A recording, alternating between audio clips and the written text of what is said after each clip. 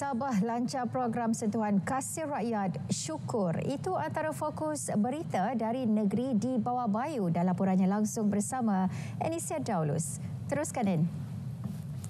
Ya, baik. Zahira, sejumlah 385.5 juta ringgit diperuntukkan untuk inisiatif baharu kerajaan negeri bagi meringankan beban para penerima.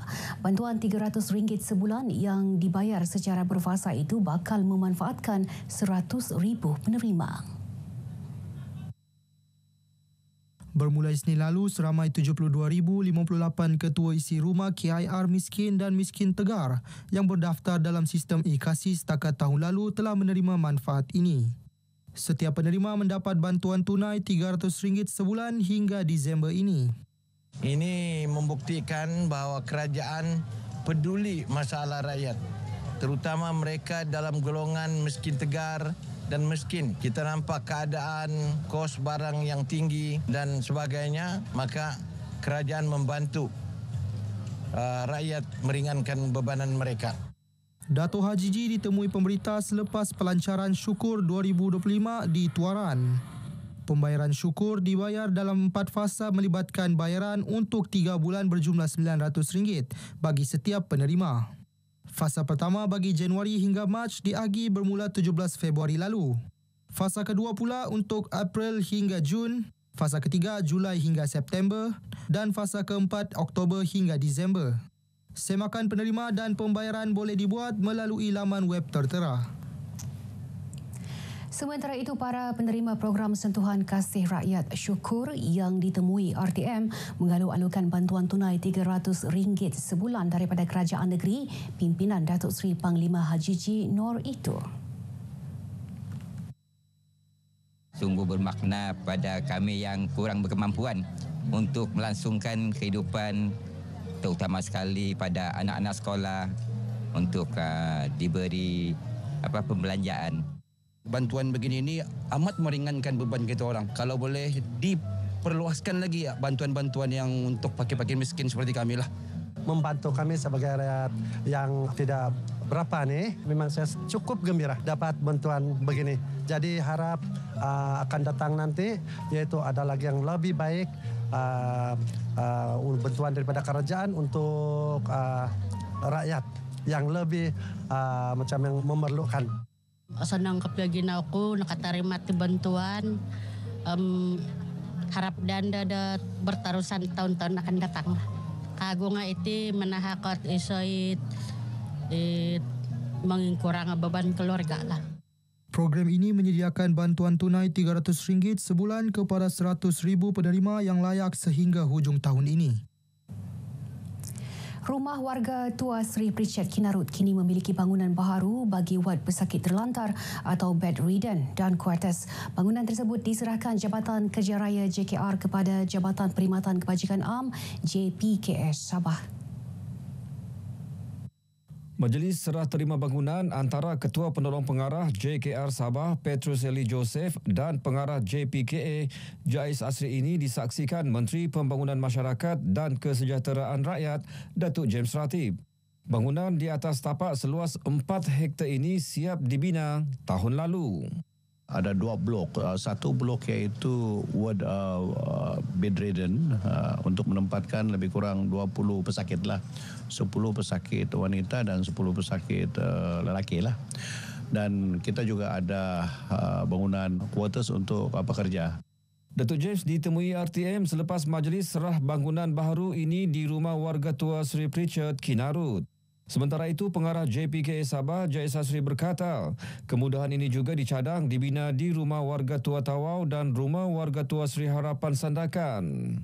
Memang telah dimasukkan untuk menaik taraf lagi kemudahan, khususnya bedridden di Sandakan dan Tawau.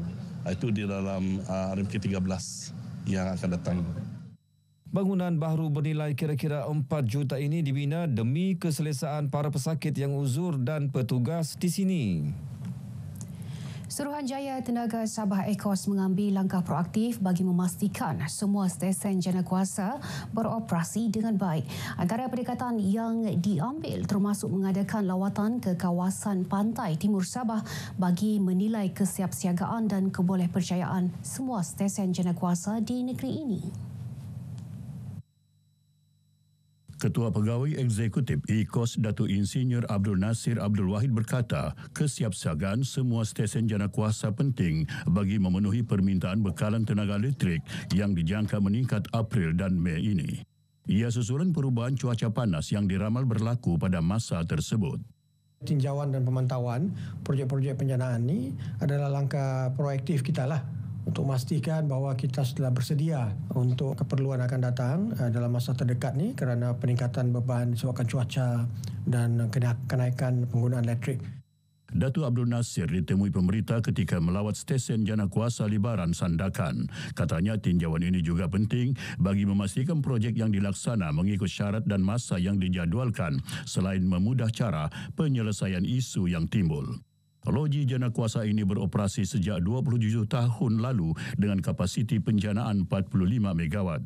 Pengoperasian loji ini merupakan langkah interim bagi memastikan kapasiti penjanaan grid Sabah mencukupi. Khidmat loji ini diteruskan 2 tahun lagi hingga 2027. Sempena lawatan ke Sandakan, rombongan IKOS turut melawat pencawang pembahagian utama PPU Ulu Sibuga.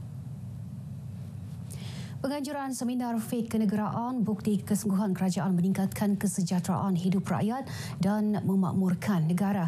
Ia sejajar tujuan pelaksanaannya bagi menyemarakkan semangat cinta negara serta memberi pendedahan terperinci berkenaan konsep madani kepada masyarakat.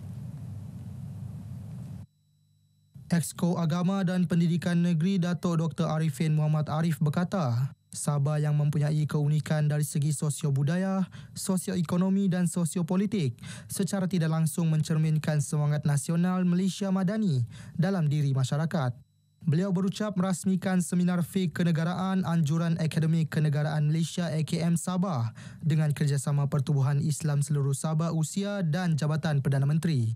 Datuk Arifin yang juga Menteri Sains Teknologi dan Inovasi yakin program seumpama juga mampu mengukuhkan semangat cinta akan negara dalam diri masyarakat Islam terutama golongan belia. Sementara itu, AKM menyambut baik inisiatif kerajaan memperkenalkan konsep madani kepada semua lapisan masyarakat termasuk di luar bandar. Kita mengharapkan ini sebagai permulaan untuk kita outreach ataupun bertemu dengan kumpulan-kumpulan masyarakat yang utama di negara ini dalam bahasa yang berbeza. 320 persatuan NGO di bawah Pertubuhan Islam Seluruh Sabah Usia menghadiri seminar sehari ini. Colombia berminat menjalin kerjasama dalam pelbagai bidang dengan Malaysia, terutama Sabah. Perkara itu disuarakan Duta Colombia ke Malaysia, Alejandro Roseli Londono, kepada media selepas kunjungan hormat kepada Yang di-Pertuan Negeri Tun Musa Ahmad di Istana Sri Kinabalu. My idea of coming here was to present some opportunities of cooperation between my country, Colombia, and Sabah. Basically, in the agricultural sector, we have discussed a little bit about how to enhance the knowledge of small coffee producers. Menurut Londono, pertemuan dengan Tun Musa turut dimanfaatkan untuk berbincang mengenai potensi kerjasama dalam bidang teknologi hijau. Beliau juga menggunakan kepakarannya sebagai seorang ahli biologi untuk berkongsi pengetahuan mengenai mekanisme dalam memelihara dan menyelamatkan alam sekitar selain meningkatkan keterjaminan makanan. Sementara itu, Tun Musa turut berkenan menerima kunjungan Panglima Angkatan Bersama PAB, Lieutenant General Datuk Zaini Abidin. Kunjungan antara lain bertujuan memaklumkan Yang di-Pertuan Negeri tentang operasi dan aktiviti yang dilaksana bagi menjamin keselamatan negeri dan negara. Saya juga berbincang dengan Tun tentang apa lagi perkara-perkara yang kami ATM boleh bantu bagi menentukan Sabah terus selamat. Salah satu daripada operasi baru yang telah ditugaskan kepada Angkatan Bersama adalah operasi di Laut Cina Selatan. Menurut Dato' Zaini, sebelum ini operasi berkenaan dilaksana berasingan mengikut tanggungjawab masing-masing.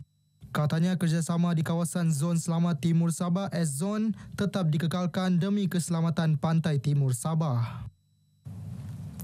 Bantuan awal persekolahan BAP yang disalurkan kepada pelajar mampu mengurangkan beban kewangan ibu bapa ketika menghadapi sesi persekolahan baharu. Bantuan sekali bayar RM150 seorang yang diberikan pada awal tahun merupakan inisiatif Kerajaan Persekutuan meringankan beban perbelanjaan ibu bapa atau penjaga.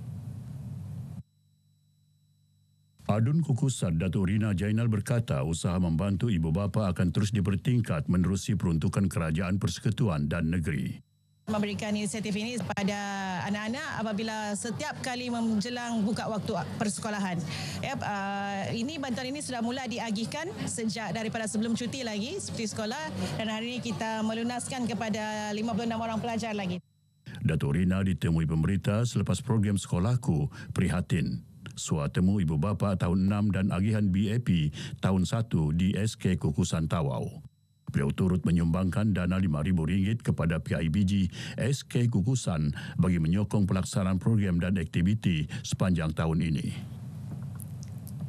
Baik, sekian perkongsian dari Sabah petang ini. Kita kembali bersama Zahira di Angkasa Puri untuk lebih banyak perkembangan semasa dalam negara. Dari sungai hingga segara, Palestin pasti merdeka. Zahira.